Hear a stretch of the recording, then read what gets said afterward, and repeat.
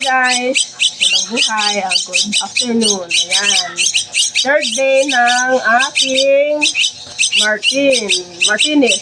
Si Martin at saka si Ines. Yan. Yung pangalan nila, Martin at saka si Ines. Ines. Yan. Late ko na silang napakain ngayon kasi na-busy ako. Ayan, gutom na sila. Yan. Pangatlong araw nila ngayon. Ayan. Gutom. Oo. Madali silang mabusog pero madali ring magutom.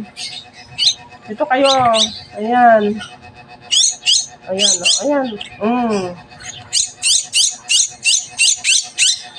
Ayan. Malakas na silang kumain.